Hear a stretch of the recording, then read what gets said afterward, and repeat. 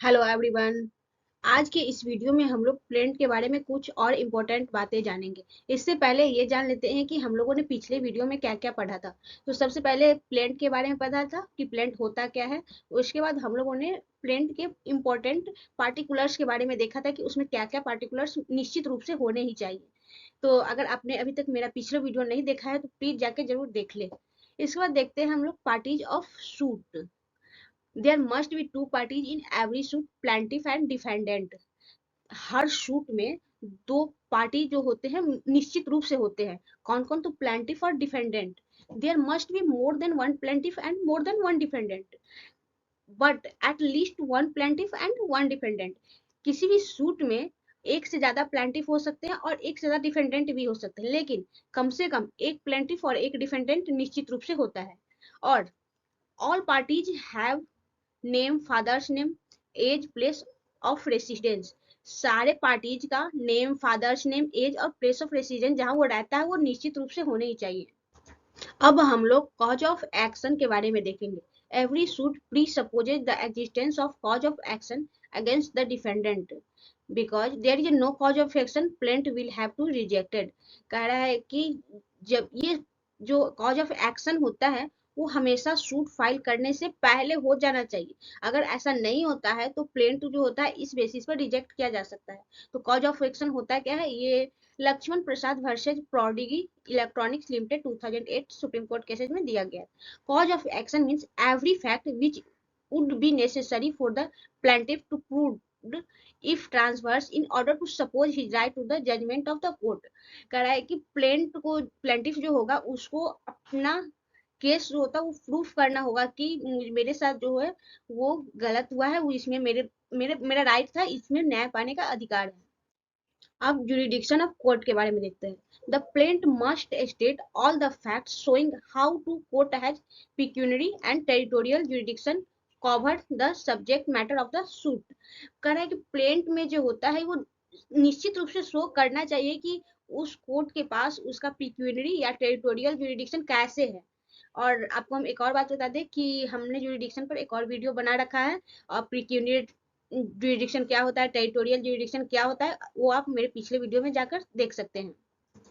अब हम लोग वैल्यूएशन के बारे में देखते हैं। The plaintiff must state in the valuation of subject matter of the suit for the purpose of pecuniary jurisdiction of the court and court fees. Plaintiff को सब्जेक्ट मैटर जो भी होगा उसके वैल्यूएशन प्लेंट में निश्चित रूप से देना होगा, ताकि जो है पिक्यूनरी jurisdiction के लिए कोर्ट फी जो होगा वो निश्चित किया जा सके।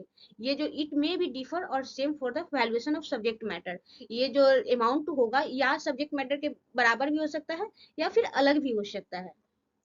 अब हम लोग लिमिटेशन के बारे में देखेंगे। कहाँ दिया गया है? तो ऑर्डर 7 रूल 6 में दिया गया है। कह रहा है कि order rule 6 provides that where he suit is barred by limitation, वहां जहां सूट जो होगा लिमिटेशन के द्वारा बार्ड होगा, तो it is necessary for the plaintiff to show the ground of exemption in the plaint. अगर वो प्लेंट फाइल करेगा तो उसमें जो है लेट होने के पूरे पूरे ग्राउंड जो होगा उसको देना पड़ेगा कि हमको इस बेसिस पे छूट चाहिए, मैं यहाँ ये बिजी थी। अगला है रिलीफ। ये ऑर्डर 7 रूल 7 to 8 में दिया गया है। Every plaint must state specifically the relief claimed by the plaintiff either simply और इन अल्टरनेटिव। हर प्लेंट में जो होता है रिलीफ दिया ही होना चाहिए। अपने मन से कोर्ट रिलीफ नहीं देगा। या तो ये प्लेंट में जो होता है या तो सिंपल तरीके से रिलीफ दिया होगा या फिर अल्टरनेटिव तरीके से रिलीफ दिया होगा। अब है events happening after the institution suit. Suit के फाइल करने के बाद कोई इवेंट जो हुआ तो the basic rule in that the rights of the parties should be determined on the basis of the date of filing of suit.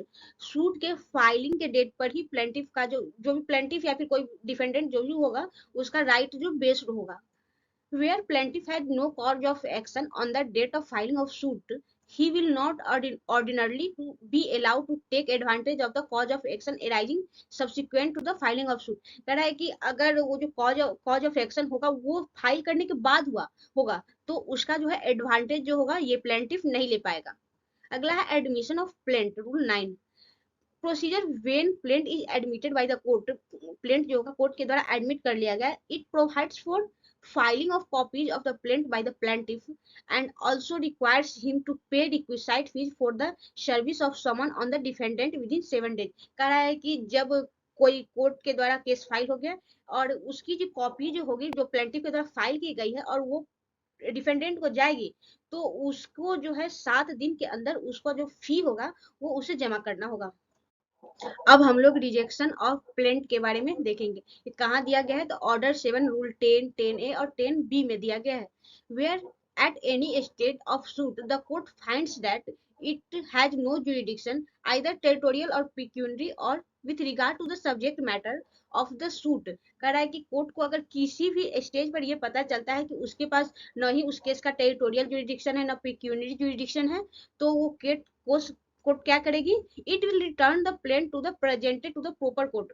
वो जो प्लेंट होगा उसको वो प्रॉपर कोर्ट में ट्रांसफर कर देगी, in which the suit ought to be file, जिस court में उसको फाइल होना चाहिए था। It can not dismiss the suit, the वो जो सूट होगा उसको डिसमिस नहीं किया जाएगा। करेक्ट, द जज returning the plaint should make endorsement on its regarding. इसके समर्थन के लिए जज जो है कुछ कुछ हेल्प करेंगे। क्या करेंगे, डेट ऑफ प्रेजेंटेशन, प्रेजेंटेशन का जो डेट होगा वो दिया जाएगा। The date of return, return का जो डेट है वो दिया जाएगा। The name of party presenting it, और उस पार्टी का नाम दिया जाएगा जो उसको प्रेजेंट कर रहा है, और रीजन फॉर रिटर्निंग इट, और इसके रिटर्न करने का क्या क्या रीजन है ये भी दिया जाएगा। तो ऐसा ये क्यों किया जाता है, मान लीजिए कि उसका लिमिटेशन पीरियड है इतने दिनों का, खत्म होने वाला है, लेकिन वो गलत कोर्ट में फाइल कर दिया, तो उसका जो लिमिटेशन टाइम पीरियड है अगले वाले कोर्ट में उसको सही साबित हो, उसको न्याय मिल सके, इसलिए ये किया जाता है। अगर आपको मेरा वीडियो पसंद आया और आप इस सारे कंटेंट को कॉपी करना चाहते हैं तो कैसे करना है ये मैंने पिछले वीडियो में बता रखा है, आप वहां से जाके देख के कर सकते हैं कि कैसे करना है। और थैंक्स फॉर वॉचिंग। और अगर आपको मेरा वीडियो पसंद आया तो प्लीज लाइक कीजिए।